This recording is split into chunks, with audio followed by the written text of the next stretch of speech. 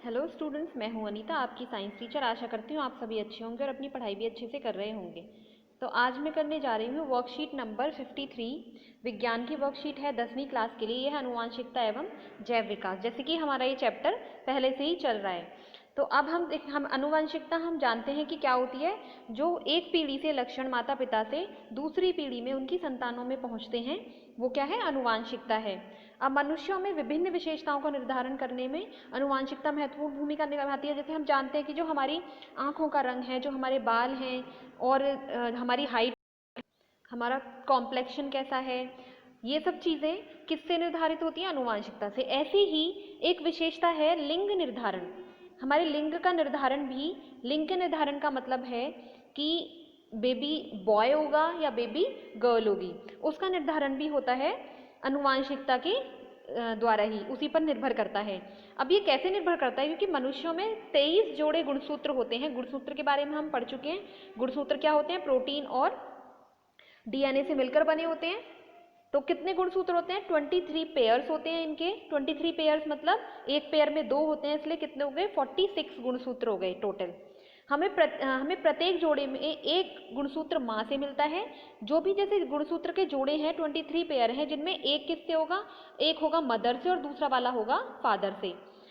तो उन्हीं के बेस पे जो हमारे कैरेक्टरिस्टिक्स हैं वो डिसाइड किए जाते हैं। जैसे जो हमारे चाहे आँखों का कलर है या हमारे बालों का रंग है या हमारी हाइट है या कॉम्प्लेक्शन है, जो भी है वो सब क्या है? एक माता से गुणसूत्र आता है, एक पिता से आता है। उसमें जो डोमिनेंट होता है वो वाला ही आगे फिर जा पाता है। ऐसे ही जो लिंग निर्धारण वाले हैं उसमें भी एक गुणसूत्र जैसे माता से आया, एक पिता से आया।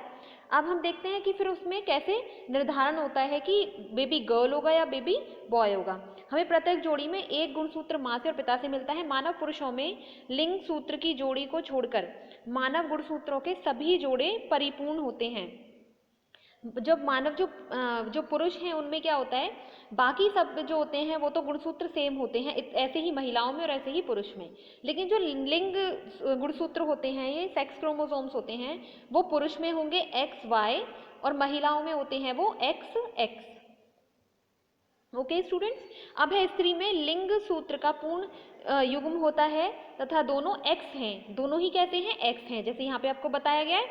लेकिन पुरुषों में क्या है? X और Y होता है। अतः स्त्रियों में XX गुणसूत्र होते हैं और पुरुषों में XY होते हैं। तो आगे देख लेते हैं। यहाँ पे इन्होंने दिखाया भी हुआ है इससे।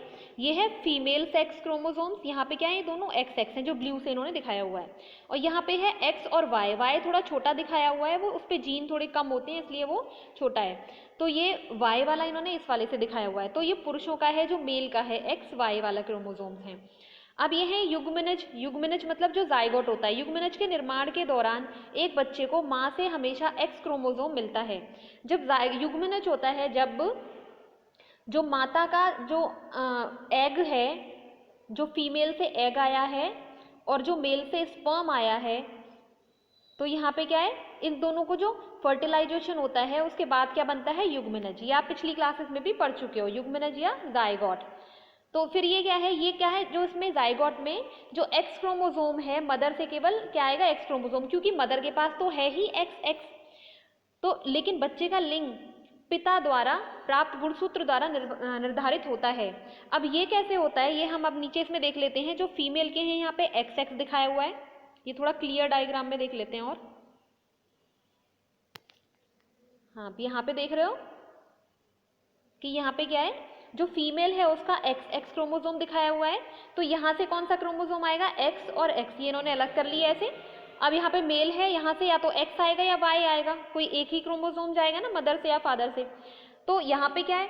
जैसे हम पहले से देखते आ रहे हैं कि क्या चल रहा है हमारी सोसाइटी में, कि जिस फीमेल को लड़की ही लड़की होती जाती हैं, तो उसके घर में जो बड़े हैं वो या हस्बैंड है वो बोलते हैं कि दूसरी शादी कर लेते हैं तो लड़का हो जाएगा। तो जेनेटिक्स से ये पता चलता है, इससे जो साइंस है उसने ये प्रूव कर चुके हैं इस बात से कि फीमेल का उसमें कोई भी दोष नहीं होता। किस पे डिपेंड करता है? ये मेल पे डिपेंड करता है, क्योंकि फीमेल से हमेशा X क्रोमोसोम ही आएगा। तो उसमें कोई ऐसा डिपेंड करता ही नहीं बिल्कुल भी कि फीमेल कहीं ना कहीं रिस्पॉन्सिबल है उस चीज़ के लिए। रिस्पॉन्सिबल कौन है? मेल है। वो कैसे है? क्योंकि यहाँ से एक X क्रोमोसोम आ रहा है, एक Y क्रोमोसोम आ रहा है। अब हम देखेंगे जब इनकी पेयरिंग कराएंगे तो अगर मान लो कि फीमेल से जो मदर है वहां से आया एक्स क्रोमोसोम और फादर से भी आया ये एक्स क्रोमोसोम, तो दोनों के कॉम्बिनेशन से क्या बनेगा, एक्स एक्स, और एक्स एक्स कौन होगी, गर्ल होगी। अब दूसरा वाला कॉम्बिनेशन अगर हम देखें तो माता से तो फिर भी आएगा एक्स क्रोमोसोम, और अगर पिता से आ रहा है वाई क्रोमोसोम तो क्या बनाएगा, ये बेबी बॉय बनाएगा। ऐसे ही अगर फीमेल से ये दूसरा वाला क्रोमोसोम आता है तो इसका तो ये भी एक्स है, तो इससे और जो मेल है वहां से ये वाला एक्स आया तो क्या बनेगा, गर्ल चाइल्ड बनेगा। और अगर फीमेल से आ रहा है यहाँ पे फिर से एक्स क्रोमोसोम, क्योंकि फीमेल में तो है ही एक्स, वहां से कोई पॉसिबिलिटी नहीं है वाई आने की, और यहाँ से वाई आएगा तो बनेगा बॉय। तो हम इस वाले डायग्राम में देख रहे हैं कि ये डिपेंड किस पे कर रहा है, ये डिपेंड कर रहा है मेल पे। अगर वहां से वाई क्रोमोसोम आता है बच्चे में जाइगोट बनाने के लिए तो वो क्या बनेगा, बेबी बॉय बनेगा, अदरवाइज वो क्या बनेगा, बेबी गर्ल बनेगी। तो आगे हम देख लेते हैं, हम वापस से वर्कशीट पे चलते हैं, और ऐसे ही इन्होंने इस वाले डायग्राम में भी ये बताया हुआ है। अब यहाँ पे हम देख रहे हैं कि ये फीमेल है एक्स एक्स, यहाँ पे मेल है एक्स वाई। अब इस एक्स और एक्स के कॉम्बिनेशन से यहाँ पे ये थोड़ा मिस्टेक हो गई है, यहाँ पे एक और एक्स आएगा, डबल एक्स है, एक्स एक्स ये कौन बना, गर्ल चाइल्ड, यहाँ पे भी गर्ल चाइल्ड क्योंकि ये एक्स और इस वाले एक्स से बना। अब यहाँ पे क्या बना है, ये वाई क्रोमोसोम बना है एक्स वाई, और यहाँ पे भी क्या बनेगा, ये अगर यहाँ पे देखें बॉय बनेगा तो यहाँ पे भी एक्स वाई होगा। ठीक है, तो कहाँ पे रिस्पॉन्सिबल हुआ, फीमेल से दोनों जो क्रोमोसोम आएंगे वो एक्स ही आएंगे, बस डिपेंड किस पे करता है, मेल के क्रोमोसोम्स पे डिपेंड करता है।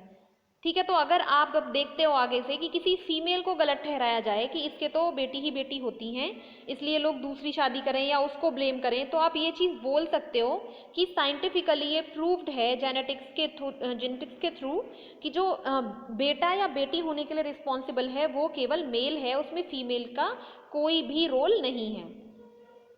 तो अब हम देख रहे हैं, अच्छा एक बात और बता दूं आपकी नॉलेज के लिए कि अगर हम मुर्गी को दोष दें, जैसे मुर्गी होती है ना, मुर्गी को अगर दोष दें बेटा या बेटी होने पे, मतलब चूजा मेल है या फीमेल, तो वहाँ पे ठीक है, क्योंकि जो बर्ड हैं, बर्ड्स में क्या होता है, जो फीमेल हैं उनके क्रोमोसोम्स अलग होते हैं, मतलब जो फीमेल हैं बर्ड्स में उन पे डिपेंड करता है कि जो चाइल्ड है वो बॉय होगा या फिर गर्ल होगा। तो अगर मुर्गी को दोष दें कि भाई ये वाली मुर्गी है, ये मुर्गी गलत है क्योंकि ये लड़कियों को ही दे रही है, जो चूजे हैं वो फीमेल हैं इसके, तो ठीक है, लेकिन मेल में तो बिल्कुल भी है ही नहीं, क्योंकि ये प्रूव हो चुका है कि फीमेल इसके लिए रिस्पॉन्सिबल नहीं है, मेल ही है। ओके स्टूडेंट्स, तो आगे बढ़ते हैं। अब है इस प्रकार बच्चे के लड़के या लड़की होने की संभावना समान है और बच्चे का लिंग पूरी तरह से पिता द्वारा बच्चे को दिए गए गुणसूत्र पर निर्भर करता है। तो पॉसिबिलिटीज कितनी होती हैं, 50-50% होती हैं दोनों की। हम यहाँ से देख रहे हैं ना, 50% इसकी है और 50% इसकी है, तो कुछ भी हो सकता है कि 50% पॉसिबिलिटी होती है कि बेबी गर्ल हो और 50% होती है बेबी बॉय हो। अब है कुछ रोचक तथ्य। कुछ सरीसर्प में निषेचित अंडे को सेने के तापमान से निर्धारित होता है कि अंडे में विकसित होने वाले संतति नर होगा या मादा।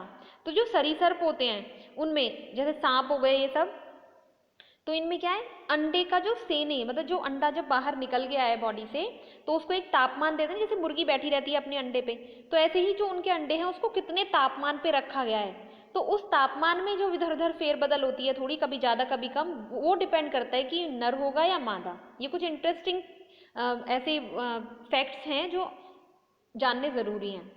ऐसे ही कुछ प्राणी जैसे घोंघा होता है ना, स्नेल, जिसके उस बैक पे एक शेल होती है, अपना लिंग बदल सकता है, यह दर्शाता है, ये क्या करता है, अपना लिंग भी बदल सकता है। तो ये क्यों बता रहे हैं, यह दर्शा रहे हैं कि लिंग निर्धारण हमेशा अनुवांशिक नहीं होता, मतलब ऐसा नहीं होता कि ये माता पिता के जो लक्षण हैं वो आ रहे हैं और ये पहले से ही डिसाइड होगा हमेशा।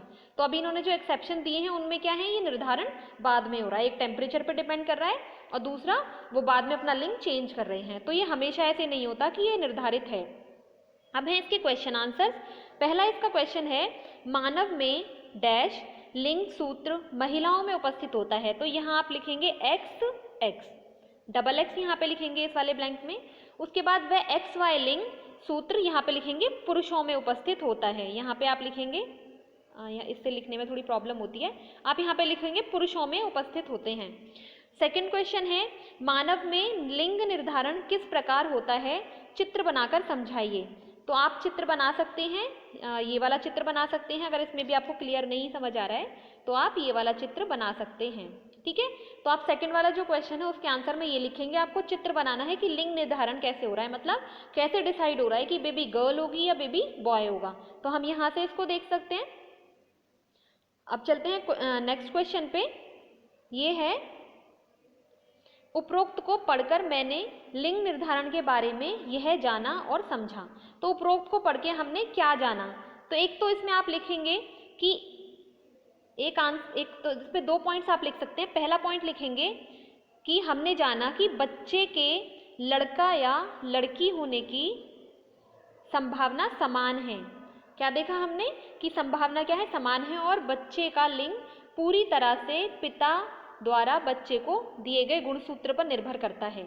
और दूसरे पॉइंट में आप लिख सकते हैं कि ये बच्चा लड़का है या लड़की, ये किसी भी प्रकार से बच्चे की माता पर निर्भर नहीं करता है। ठीक है, तो आप यहाँ से इसके पॉइंट्स लिख सकते हैं। तो आप अब यहाँ पे भी ये भी लिख सकते हैं आप कि आप यही कर लीजिए उसको। ठीक है, इसी के 2 पॉइंट्स बना के लिख लीजिए। अब नेक्स्ट क्वेश्चन है, लिंग निर्धारण के विषय में आप और क्या जानना चाहते हैं। तो ये आपको देखना है कि आप और क्या जानना चाहते हो। यहाँ पे ऐसा नहीं है कि आपको इसका आंसर देना है, आपको यहाँ पे एक क्वेश्चन पूछना है। जैसे इंटरेस्ट पे डिपेंड करता है, जैसे आप पूछ सकते हो कि अगर क्रोमोसोम ज़्यादा हो या कम हो तो क्या होगा लिंग निर्धारण में, फिर क्या होगा। और भी जितने भी आपके क्वेश्चंस आ रहे हैं कि ये कैसे होता है वो कैसे होता है, आप अपनी मर्जी से इसमें कोई भी क्वेश्चन लिख सकते हो लिंग निर्धारण से रिलेटेड, कि लड़का होगा या लड़की, उससे रिलेटेड आप यहाँ पे कोई भी जो भी आपकी क्वेरी है वो इस वाले क्वेश्चन में आप लिख सकते हो। ठीक है, इसमें इसलिए कोई पर्टिकुलर आंसर इसका ऐसा नहीं है। ओके स्टूडेंट्स, तो आशा करती हूँ आपको ये वर्कशीट समझ में आई होगी। तो वीडियो देखने के लिए धन्यवाद।